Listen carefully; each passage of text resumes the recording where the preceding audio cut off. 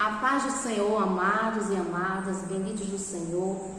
Este é o dia que nos fez o Senhor, por isso nos alegremos e regozijemos na sua presença. Estamos aqui para mais uma aliança. Neste dia, o Senhor nos traz uma palavra ao coração. Gostaríamos de meditar em João 12, do 1 ao 12. Estarei lendo aqui para vocês podem estar acompanhando aí, onde diz a palavra do Senhor. Jesus ungido em Betânia, esse é o título. Foi, pois, Jesus 6 dias antes da Páscoa a Betânia, onde estava Lázaro, o que falecera, e a quem ressuscitara dentre os mortos. Fizeram-lhe, pois, ali uma ceia, e Marta servia, e Lázaro era um dos que estavam à mesa com ele. Então Maria, tomando um arratel de unguento de nardo puro, de muito preço, ungiu aos pés de Jesus e enxugou-lhe os pés com os seus cabelos e encheu-se a casa do cheiro do unguento. Então um dos seus discípulos, Judas Iscariotes, filho de Simão, o que havia de traí-lo, disse: por que não se vendeu este unguento por 300 dinheiro e não se deu aos pobres? Ora, ele disse isso não pelo cuidado que tivesse dos pobres, mas porque era ladrão e tinha a bolsa e tirava o que ali se lançava. Disse, pois, Jesus: deixai-a, para o dia da minha sepultura guardou isto. Porque os pobres sempre os tendes convosco, mas a mim nem sempre me tendes. E muita gente dos judeus soube que ele estava ali e foram, não só por causa de Jesus, mas também para ver a Lázaro, a quem ressuscitara dentre os mortos. E os principais dos sacerdotes tomaram deliberação para matar também a Lázaro, porque muitos dos judeus, por causa dele, iam e criam em Jesus.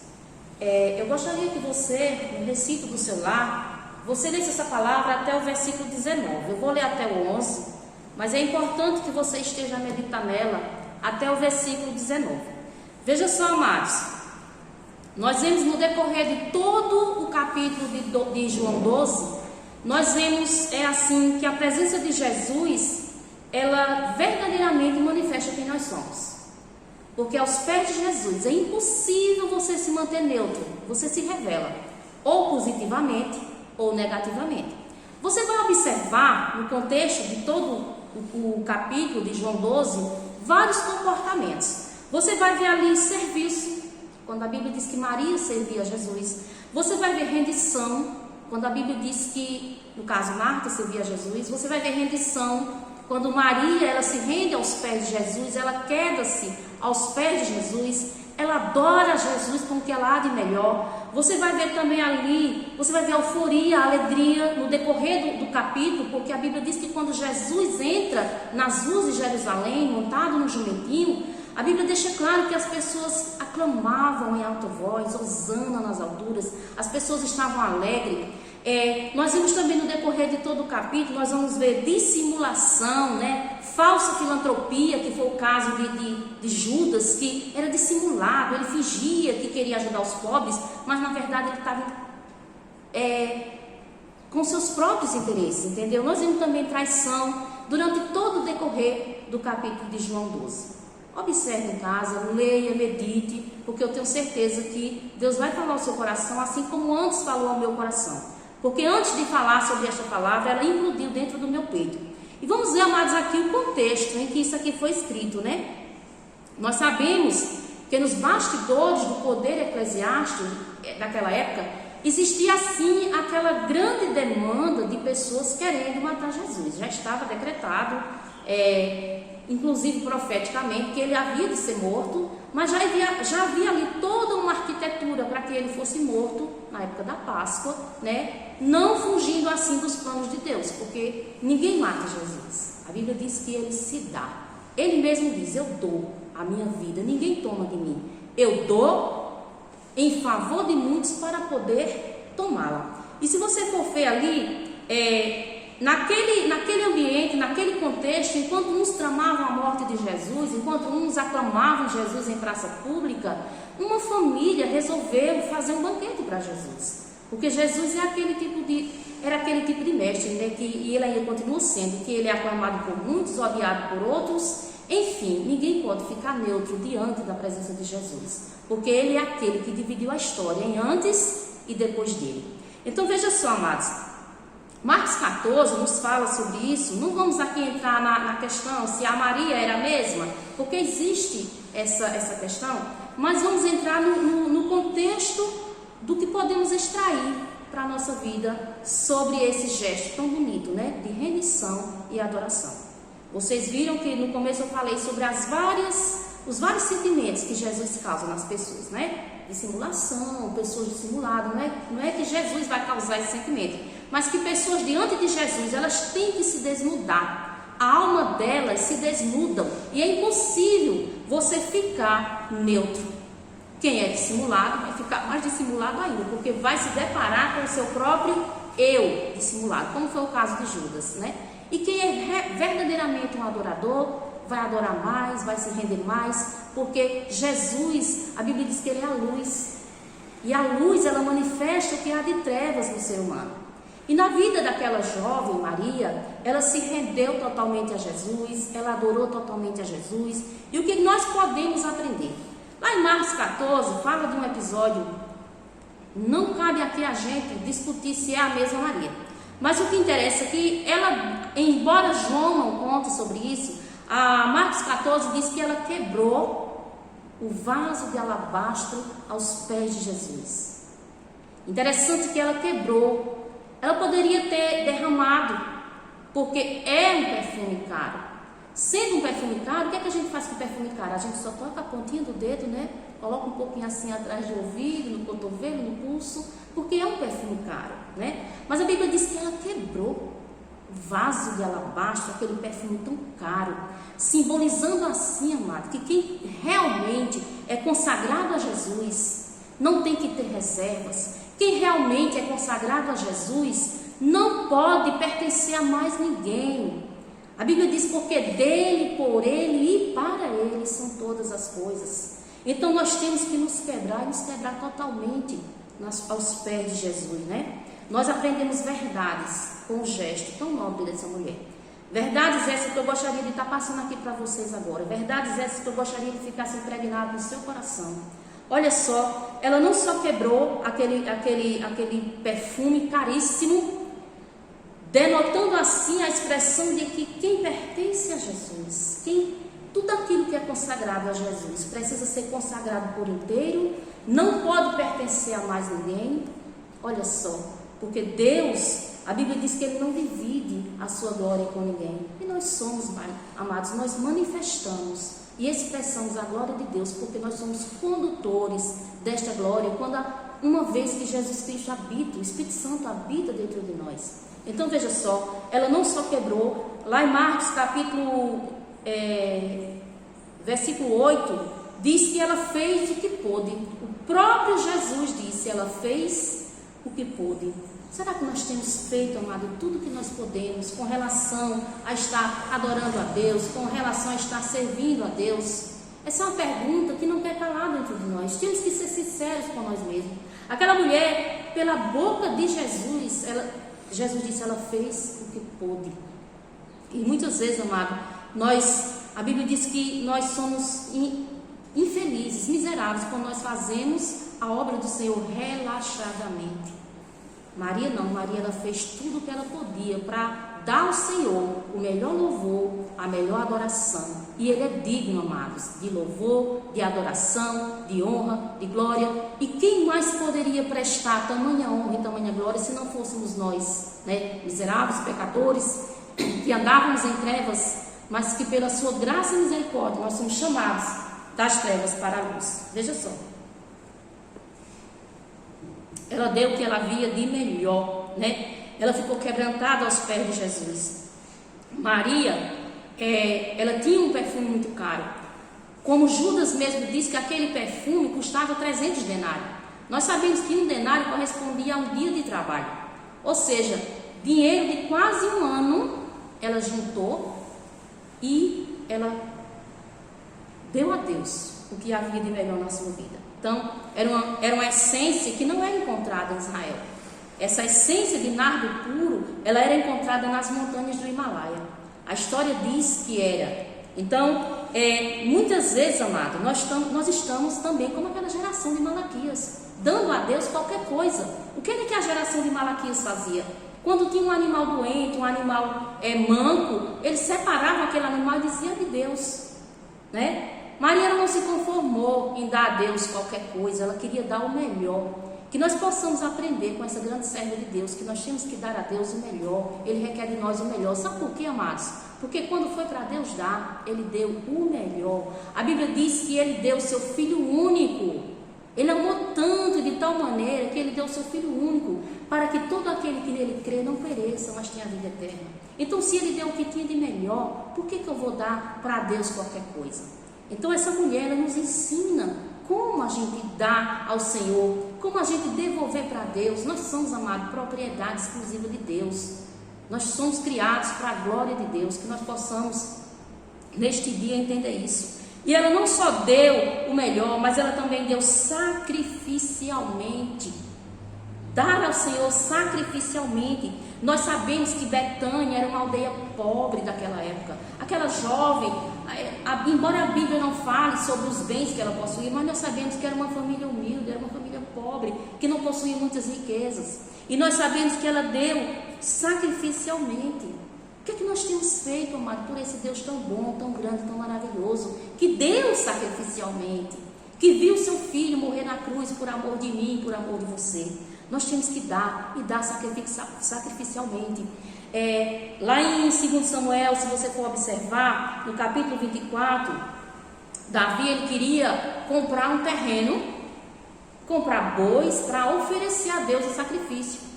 E a Bíblia diz que ele saiu à procura desse terreno. E ele achou um homem chamado Araúna, e esse Araúna queria dar a Davi o terreno, queria dar os bois, a lenha para o holocausto, e Davi retrucou veementemente. Davi disse: não, de maneira alguma eu quero comprar, porque eu não oferecerei ao meu Deus nenhum sacrifício que não me custe nada. Então, nós temos que oferecer a Deus a nossa vida. O apóstolo Paulo diz lá em Romanos que nós temos que nos apresentar a Deus como sacrifício vivo, santo, agradável ao Senhor, que é o nosso culto racional. Então, nós temos que nos lançar nos braços de Deus verdadeiramente e dar sacrificialmente. Muitas vezes, amado, nós não queremos renunciar a nada. Muitas vezes nós queremos fazer a obra do Senhor e fazer relaxadamente. Mas não é isso que Deus requer de nós. Deus requer que o vaso seja quebrado na íntegra. Deus não quer que você derrame só um pouco. Deus quer que você se quebre, se quebrante aos pés do Senhor. A exemplo daquela mulher. E também, ela não só deu o melhor, ela não só deu sacrificialmente. Nós aprendemos com essa mulher também que ela deu. Ela se deu para o Senhor, apesar das críticas. Quantas vezes, amado, nós queremos servir a Deus e as pessoas começam... Eu já fui muitas vezes taxada que é tipo assim: você não vive, você vegeta. Será? Será, amados? Que vida é essa que o mundo lá fora tanto busca?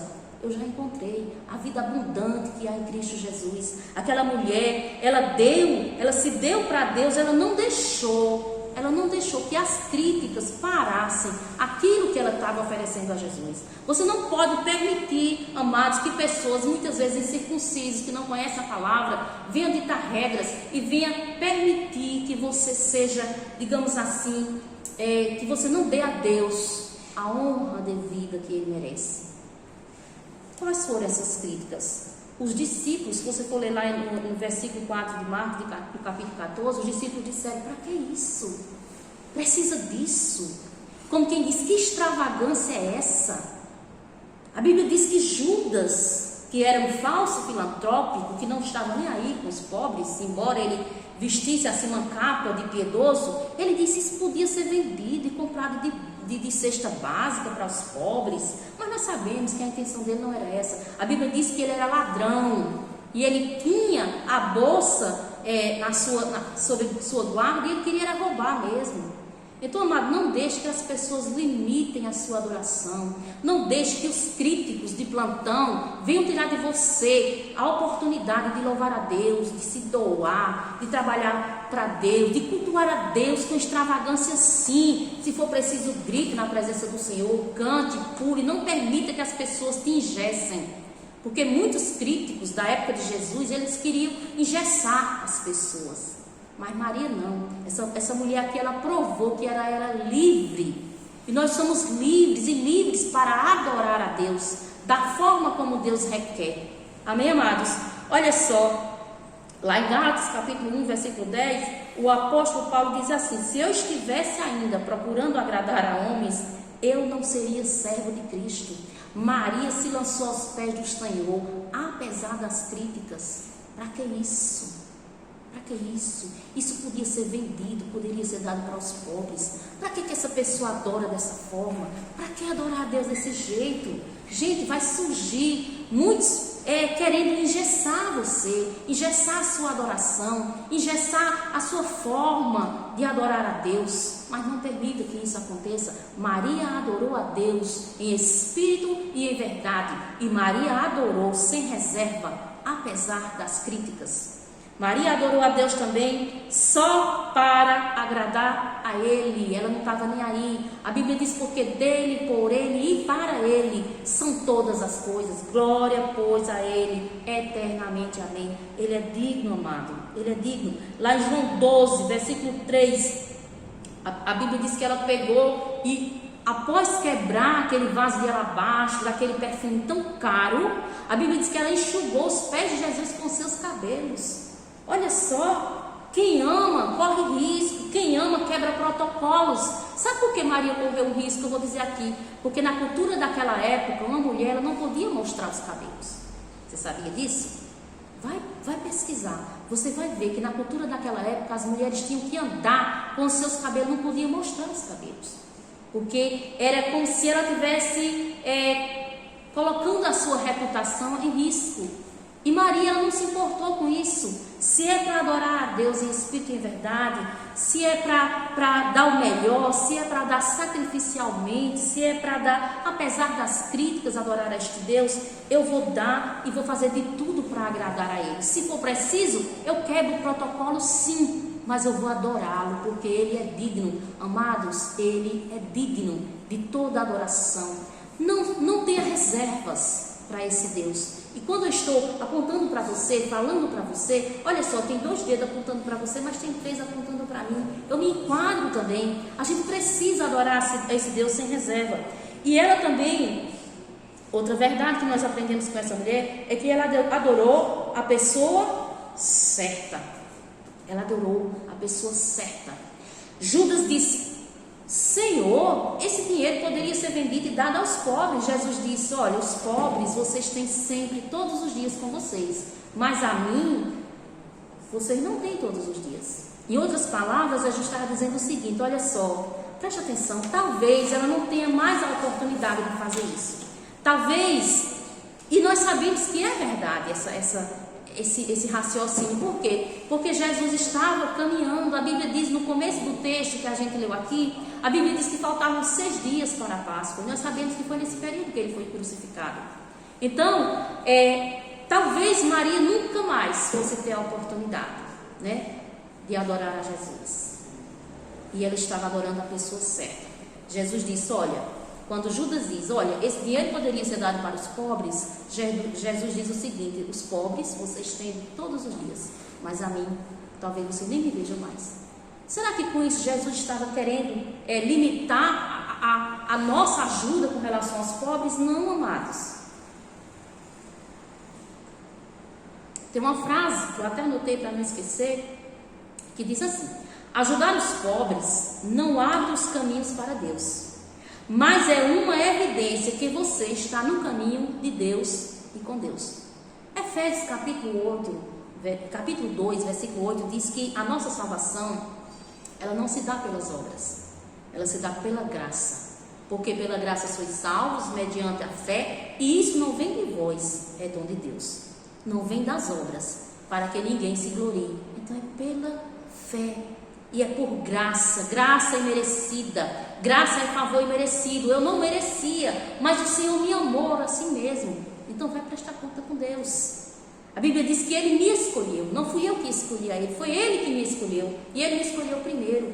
Então eu louvo a Deus. Maria está adorando a pessoa certa. Sabe, amados, porque quando nós adoramos a Jesus, quando nós levamos a Ele o que há de melhor na nossa vida, do nosso tempo, da nossa oração, de tudo que nos pertence, consequentemente, nós somos tocados a abençoar o pobre, porque é impossível uma pessoa que está aos pés de Jesus, aprendendo com Ele, não tenha compaixão de quem passa necessidade. Mas isso deve ser uma consequência de uma vida com Deus, porque a salvação é pela graça, não é pelas obras, ela é pela fé, é graça, é dom de Deus. Outra frase interessante que eu achei que diz assim: se você ajudar sem entendimento e sem entender que é por causa dele, a ação é boa, mas a motivação está errada. Então, eu tenho que dar esmolas, eu tenho que ajudar o meu próximo, eu tenho que abençoar as pessoas, mas isso é consequência de uma vida com Deus. Eu não tenho que fazer isso para ser salvo, mas eu faço isso porque eu já sou salvo. Amém, amados? Essa é a verdade que nós aprendemos com essa mulher tão simples, numa aldeia tão simples, uma casa tão simples. Nós entendemos que provavelmente fosse assim. E nós aprendemos que aquela mulher ela deixou um legado de adoração, de rendição, que nós temos que aprender com ela. Olha só o que eu aprendo também com essa tremenda mulher. Ela fez isso no tempo certo. No tempo certo. A Bíblia diz assim: tudo que vier à mão para fazer, faze conforme as tuas forças, porque para a sepultura, para onde vais, não há obra, não há mais nada. Existe um tempo, amado, chamado hoje. E nós precisamos fazer o que tem que fazer hoje, porque depois de morto já era. A Bíblia diz que ela fez e ela fez no tempo certo. O próprio Jesus declarou a respeito dela. Lá em João 12 ele diz assim: para o dia da minha sepultura ela fez isso. Deixai-a, porque para o dia da minha sepultura ela fez isso. E mais, lá em Marcos 14, 8, Jesus diz a respeito disso, desse ato dela. Ela antecipou-se. Então nós não podemos perder tempo, amados. Nós sabemos que depois disso ele entra em Jerusalém, é aclamado, e ali já está seguindo o caminho da via sacra. Ali já parte destino à sua morte e morte de cruz. E Maria nunca mais ia ter a oportunidade de fazer isso.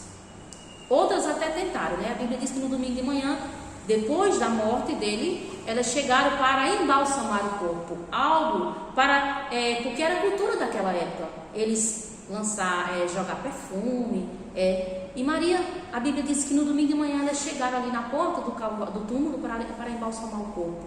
E o que é que o anjo responde? Por que procurais entre os mortos aquele que vive? Ele não está aqui. Em outra palavra, eles disseram o seguinte: é tarde para fazer isso, não precisa mais. Então, amados, Maria fez no tempo certo. Então nós temos, amados, que aprender a fazer tudo que a gente for fazer, tem que fazer no tempo certo, não deixe o tempo passar. Se tiver de amar, ame hoje, perdoe hoje, não deixe para amanhã. Eu tenho um amigo que ele diz assim: flores em vida. Ele sempre costuma dizer isso: flores em vida, depois que morrer já era. Nós temos o costume de, depois que a pessoa morre, a pessoa endeusa aquela pessoa a ponto de fazer com que aquela pessoa praticamente vire um santo.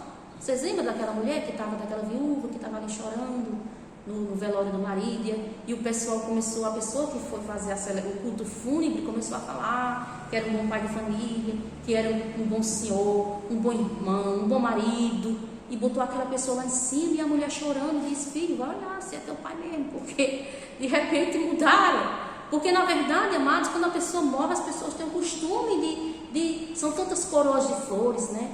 Quando a pessoa não tem mais condições de cheirar um botão daquela rosa sequer. Então nós temos que aprender a fazer as coisas e fazer no tempo certo. Maria, ela fez no tempo certo. Nunca mais ela ia ter a oportunidade de ungir a Jesus. E nós sabemos que era a cultura da época, né? Ungir. E Jesus disse: foi para o dia da minha sepultura que ela antecipou-se e fez isso, porque ela nunca mais ia ter a oportunidade. Então nós temos que aprender a remir o tempo, amado, em toda a área da nossa vida.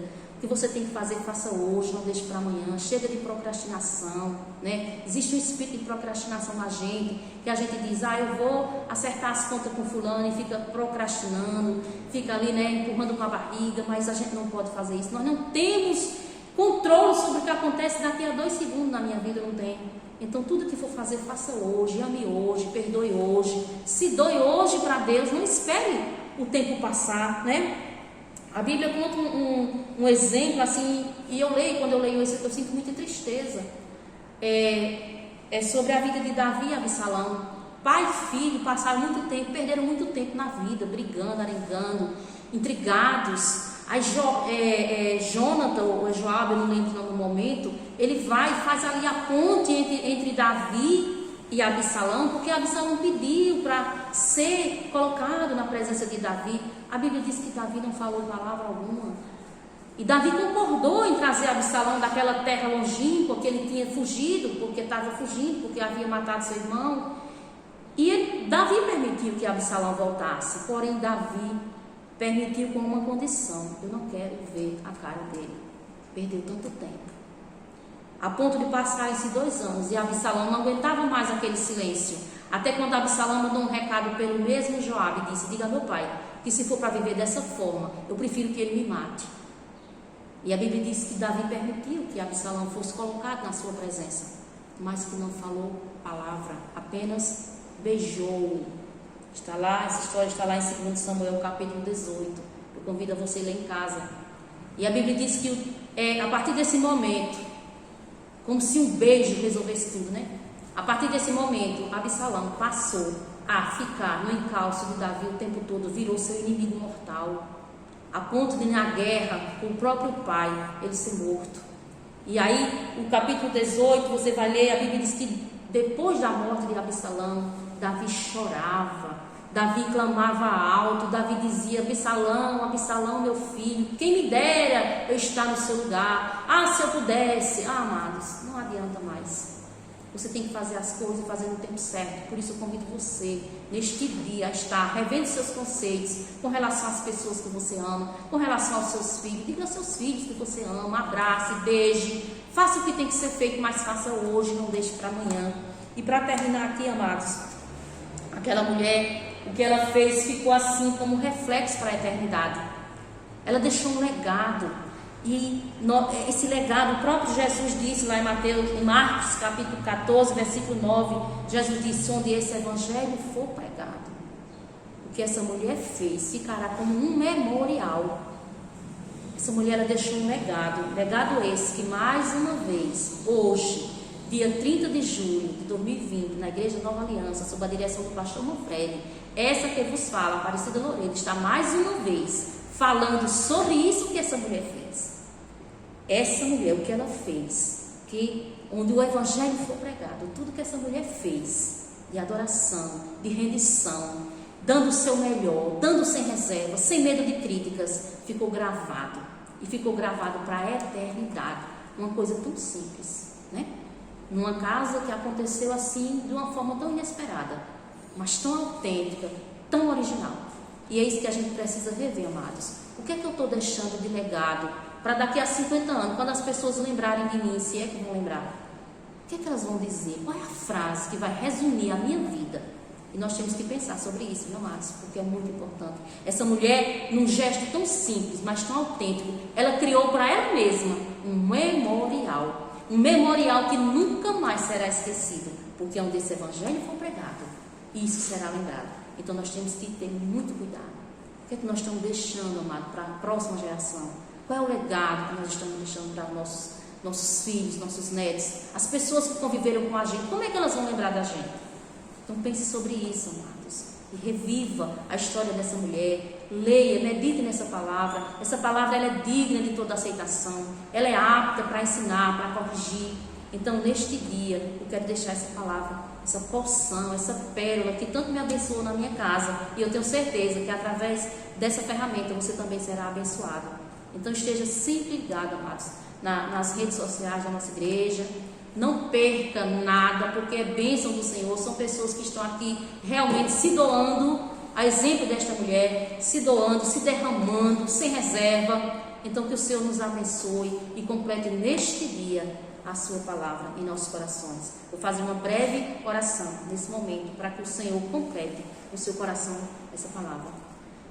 Pai, obrigada, meu Deus, pela tua fidelidade em nossas vidas. Obrigada, meu Pai, porque tu tens deixado em tua palavra exemplos que são dignos de serem seguidos, exemplos que a gente pode seguir sem medo, ó Pai, de errar, porque a tua palavra é digna, Senhor, de toda aceitação. Que neste dia, ó Pai, o Teu Espírito Santo esteja a nos convencer do pecado, da justiça, do juízo, de tudo aquilo que precisamos fazer para Te agradar, para fazer, ó Pai, de uma forma que sejamos recebidos, ó Pai, e agradáveis diante de Ti como um cheiro suave, Senhor. Recebe, Pai, a nossa oração neste dia, Pai. Em nome de Jesus, contempla cada pessoa que está do outro lado, ó Pai, e vem, Senhor, completar os nossos corações a Tua palavra. Amém.